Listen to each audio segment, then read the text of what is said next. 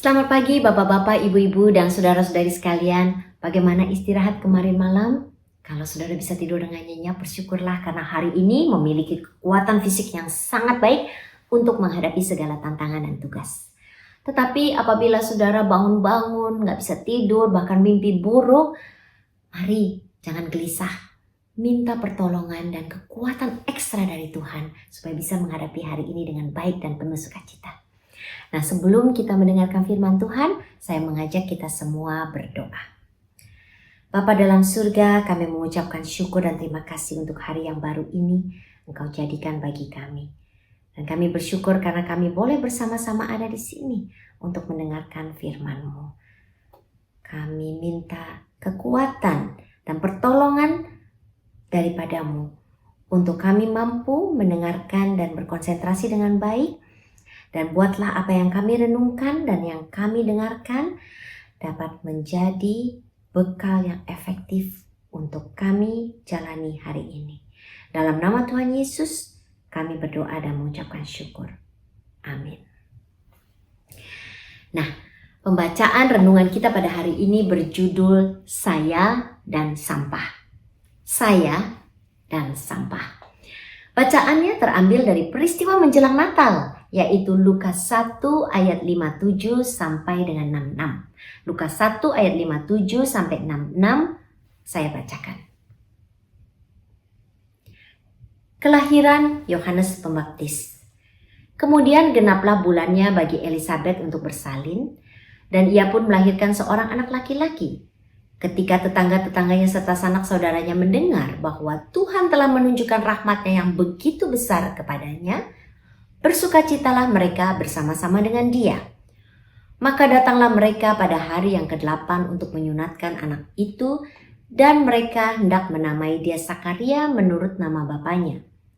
Tetapi ibunya berkata, "Jangan, ia harus dinamai Yohanes." Kata mereka kepadanya, "Tidak ada di antara sanak saudaramu yang bernama demikian." Lalu mereka memberi isyarat kepada bapaknya untuk bertanya, nama apa yang hendak diberikannya kepada anaknya itu. Ia, yaitu Sakaria, meminta batu tulis, lalu menuliskan kata-kata ini.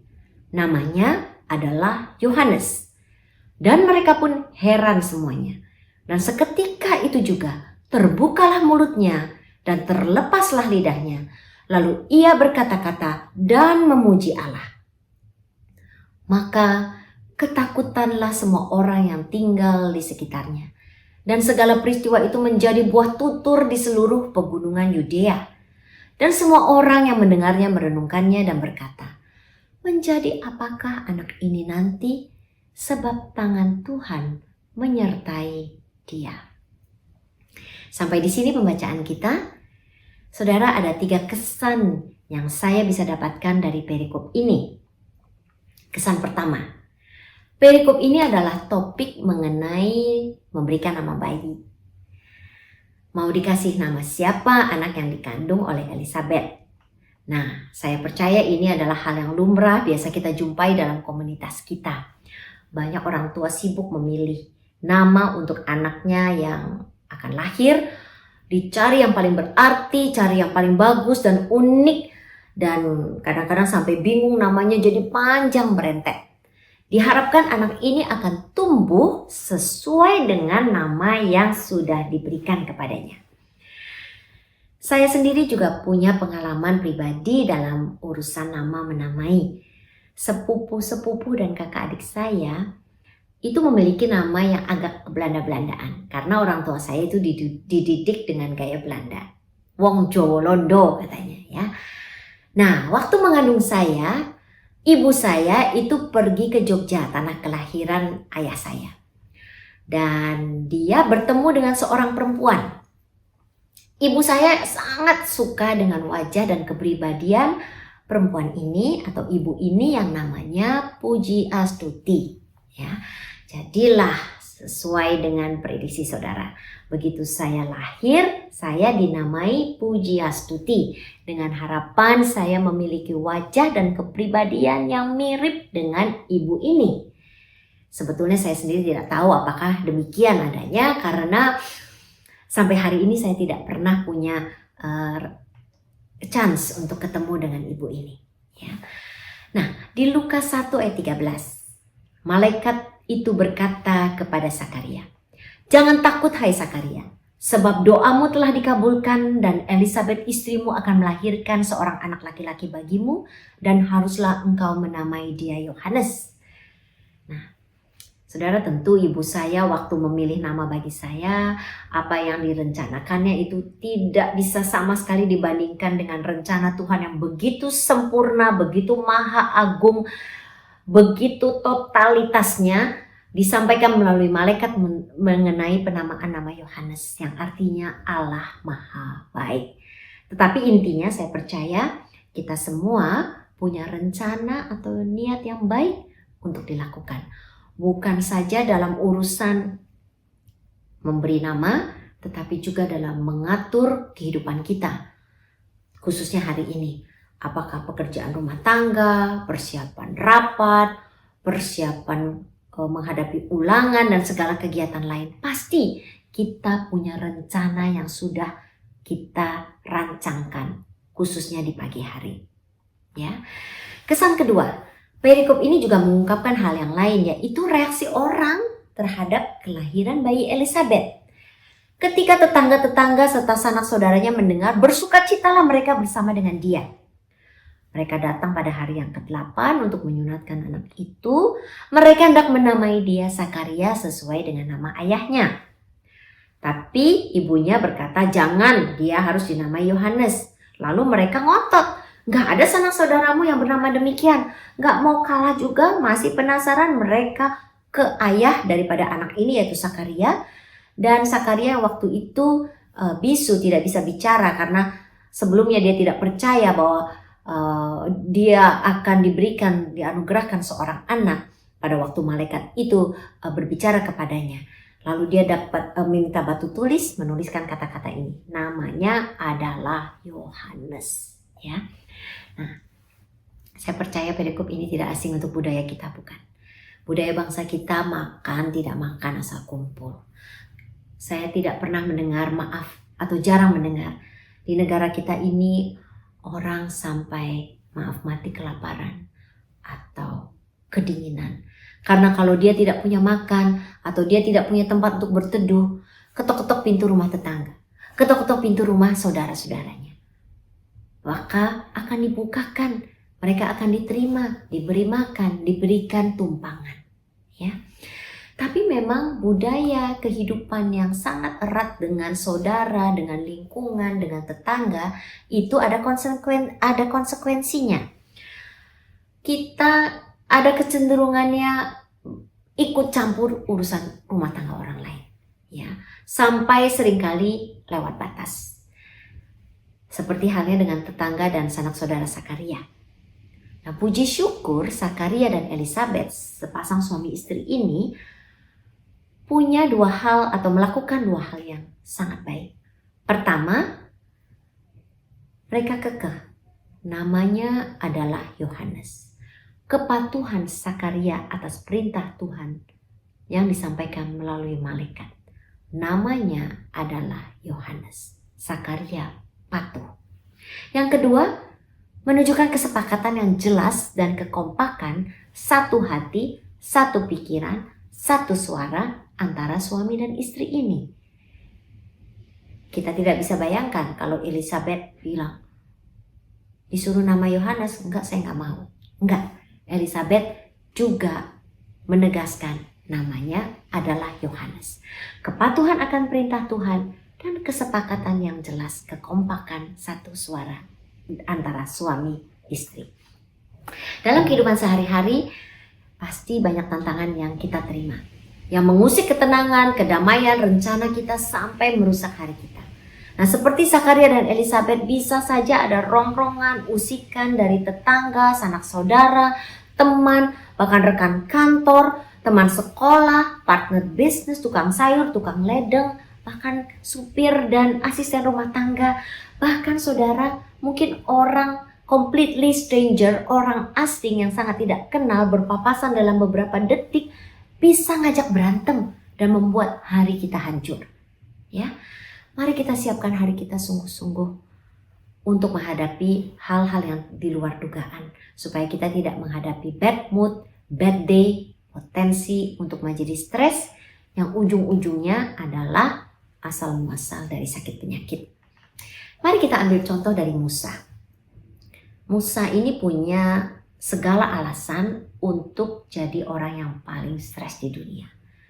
Alasan yang legit. Yang pertama, bayangkan waktu dia masih bayi saja sudah mau dibunuh. Sampai harus dimasukkan di dalam keranjang dan dihanyutkan di sungai Nil, dijaga oleh kakaknya Miriam dari jauh. Lalu saat muda dewasa dikejar saudaranya sendiri, yaitu putra Firaun, teman baik yang tumbuh sama-sama dari kecil. Bayangkan saudara, kalau kita punya teman baik yang tumbuh bersama dari kecil, hidup bersama, makan, bermain, sekolah sama-sama, dan sesudah dewasa menjadi musuh yang sangat besar, bahkan mau membunuh kita. Ya. Lalu yang terakhir, keluar dari Mesir pun memimpin bangsa Israel, dia dicaci maki, disalah-salahi. Gara-gara keluar dari Mesir bersama dengan dia, orang Israel tadinya bisa tidur nyenyak, bisa makan cukup, sekarang makannya sangat membosankan, dapat mana. Lalu di belakang ada tentara Firaun, di depan ada Laut Merah, dan mereka terjepit di tengah-tengah akan dibunuh. Memimpin bangsa yang rewel berpuluh-puluh tahun memang bukan sesuatu yang gampang. Pengalaman yang sangat menyiksa. Tapi kita lihat Musa kul-kul aja. Dia pemimpin yang punya prinsip yang kuat. Dia tidak hiraukan semua keberisikan yang ada di sekitar dia. Bahkan dia tidak mengikuti mayoritas yang mau menyembah anak lembu emas. Dia tidak ikuti apa yang tidak sesuai dengan perintah Tuhan. Prinsipnya jelas, fokus kepada perintah dan tuntunan pimpinan tangan Tuhan. Nah, belajar dari Musa, bagaimana kita menghadapi tantangan hari ini. Ada beberapa bekal untuk mengantisipasi apa yang mungkin terjadi hari ini. Pertama saudara, jangan kumpulkan sampah. Ada orang-orang yang senang memang kumpulin barang. Tapi kalau sudah keterlaluan, itu bisa menjadi indikasi satu penyakit. Yang istilahnya adalah hoarding. H-O-A-R-D-I-N-G. Hoarding. Penimbun. Apa juga dikumpulkan. Kotak sepatu, botol-botol kosong, kontainer-kontainer plastik, baju-baju yang sudah tidak muat, buku-buku yang sudah robek, mainan yang sudah rusak, obat-obat yang kadaluarsa, apa saja ditumpuk sampai ada orang-orang yang saya pernah lihat di film. Begitu buka pintu kita tidak bisa masuk saudara. Barang-barang bertumpuk mulai dari lantai sampai langit-langit rumahnya. Nah itu secara fisik. Secara rohani dan emosi banyak juga sampah yang kita kumpulkan. Sampah itu memang sudah ada, berkeliaran, berterbangan di udara, datang tanpa diundang. Setiap hari kita berjumpa dengan orang yang macam-macam, yang kecenderungannya protes terus, negatif thinking, komentar pedas, sengak, nyebelin, bahkan menghina-menghina kita. Ya memang sesuai dengan sifat manusia, kecenderungannya kita itu kalau melihat seseorang, ada kekurangannya, lalu itu yang dibicarakan. Yang kebaikannya mungkin dibicarakan 1-2 kali, tapi kurang juicy, kurang nikmat, kurang seru untuk dibicarakan. Kejelekannya yang lebih banyak dibicarakan.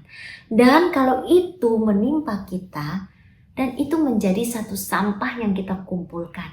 Kalau kita timbun, itu akan menimbulkan penyakit dan membuat kita stres.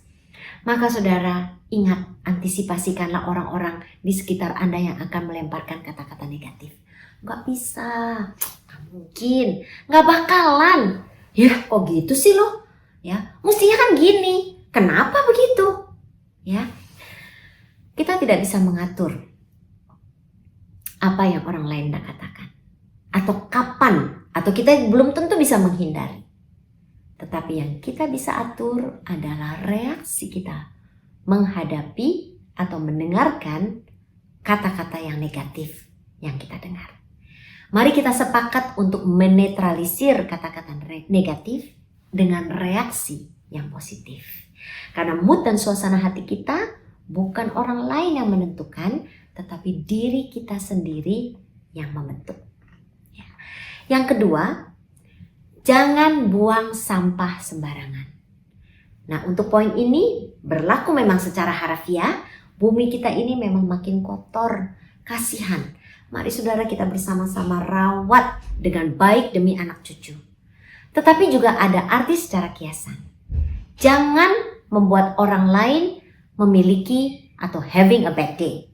Jangan cari kambing hitam kalau hari ini tidak tercapai apa yang hendak kita harapkan. Tapi juga kita jangan jadi pengecut kalau misalnya kita mengalami kegagalan lalu kita katakan, ini gara-gara si dia, ini gara-gara hal ini, bukan gara-gara saya sudah melakukan yang benar, ini si orang ini si itu. Mari kita bersikap satria. Jika salah kita, jangan ragu kita untuk mengatakan maaf. Tetapi juga kalau ada orang lain yang berbuat kebaikan kepada kita, jangan ragu-ragu, jangan sungkan, jangan simpan kata-kata terima kasihmu. Yang ketiga, cari kelompok bertumbuh. Pandemi seperti ini memang berat untuk kita karena pada dasarnya manusia adalah makhluk hidup yang perlu komunitas dan sosial. Tetapi dengan tetap mengikuti prokes tentunya, mari kita cari orang-orang yang bisa support kita. Apakah suami, istri, orang tua dengan anak, kakak cari adiknya, teman baik, siapapun yang bisa kita percaya untuk memberikan nasihat dan input yang membangun. Mari kita melakukan hubungan dengan mereka supaya kita makin dikuatkan. Nehemia 4 ayat 13. Maka aku tempatkan rakyat menurut kaum keluarganya, dengan pedang, tombak, dan panah di bagian-bagian yang paling rendah dan tempat itu di belakang tembok di tempat-tempat yang terbuka. Maka aku tempatkan rakyat menurut kaum keluarga. Pengkhotbah 4 ayat 9-12. Ayat 9. Berdua lebih baik daripada seorang diri. Ayat 10. Karena kalau mereka jatuh, yang seorang mengangkat temannya. Ayat 11. Juga kalau orang tidur berdua, mereka menjadi panas. Ayat 12. Dan bila mana seorang dapat dikalahkan, dua orang akan dapat bertahan. Tali 3 lembar tidak mudah diputuskan. Dan yang terakhir, nomor 4, percayalah akan hadirat Tuhan. Kalau saudara melihat ke belakang, renungkanlah sampai kemarin malam tidur dan kita bangun pagi hari ini. Pimpinan Tuhan sempurna adanya.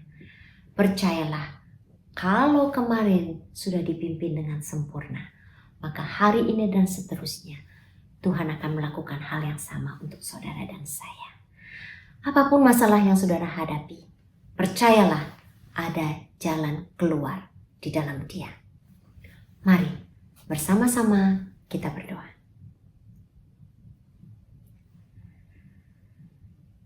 Terima kasih ya Tuhan untuk apa yang sudah kami dengar. Tanamkan dalam hati kami supaya kami dapat mengingatnya. Dan berikan kepada kami kepekaan dan kebijaksanaan, kebijakan dari-Mu untuk menjalani hidup kami hari ini. Kuasailah pikiran dan hati kami. Bentuklah kami supaya apa yang kami rindukan, apa yang kami rencanakan, apa yang kami timbang-timbang untuk dilakukan, biarlah Engkau bentuk, Engkau mold supaya semuanya sesuai dengan kehendak-Mu. Dan Engkau pandang baik sehingga semuanya boleh terlaksana menjadi berkat buat kami dan sesama. Dan di atas semuanya itu, Tuhan Kau ajari kami untuk rela tunduk kepada kehendak-Mu dan bukan kepada kehendak kami. Karena kami tahu kehendak-Mu adalah yang sempurna bagi kami. Di dalam nama Tuhan Yesus, Juru Selamat dan Gembala kami yang hidup, kami berdoa. Amin.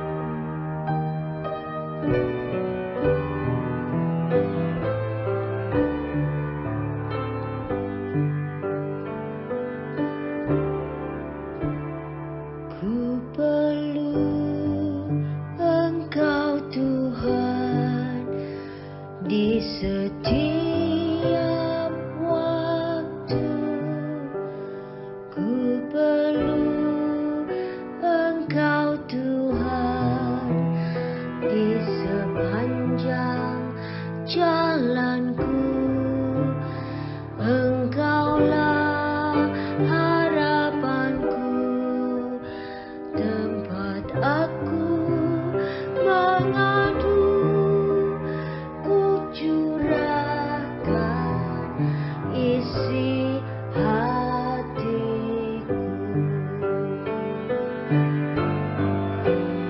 Ku mohon segenap dawa hanya dalam nama-Mu. Ku minta keinginan yang ku rindu, janganlah kehendakku, tetapi kehendak-Mu yang jadi di dalam hidupku. Ku mohon segenap dawa hanya dalam nama-Mu. Ku minta keinginan yang ku rindu, janganlah kehendakku, tetapi kehendak-Mu yang jadi di dalam hidupku. Janganlah kehendakku, tetapi kehendak-Mu yang jadi di dalam hidupku.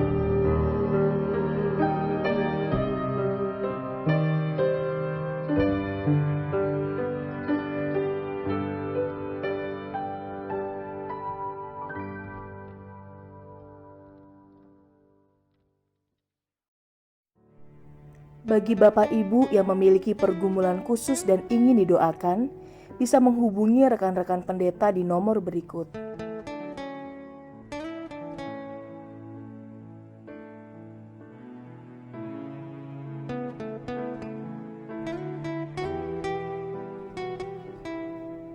Tuhan Yesus memberkati.